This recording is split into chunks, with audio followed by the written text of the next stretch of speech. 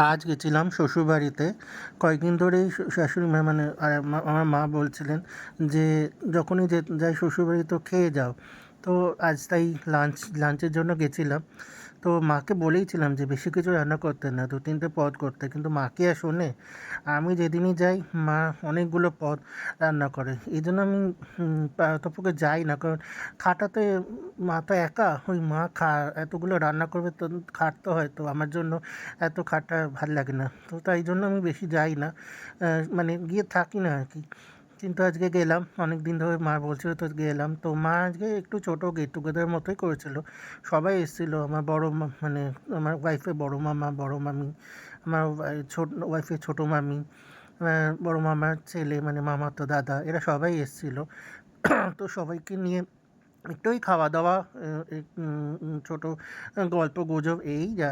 তো এর মধ্যে দিয়েই তো আনন্দ না? এর মধ্যে দিয়েই সবাই মিলে মিশে থাকা। তো আর কি চাই?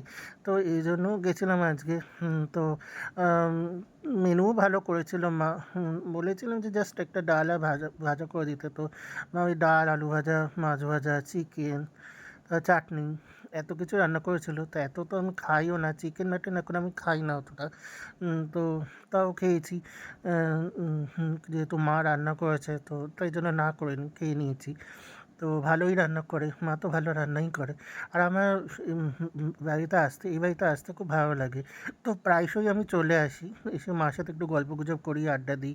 কেননা মা মানে প্রায় একাই থাকে। কারণ আমার শালাবাবু তো টিউশনি করে, তো ওর সময় হয় না। তো এইজন্য মা বাড়িতে একাই থাকে। তো আর এই আমার শ্বশুরমশাই উনি আজ ১২-১৩ বছর হলেন নেই। তো তাই জন্য মাকে একটু সঙ্গ দিই। একটু চলে যাই, গিয়ে আড্ডা-টাড্ডা দিই। তো এই তো আজও গেছিলাম। মজাই হলো।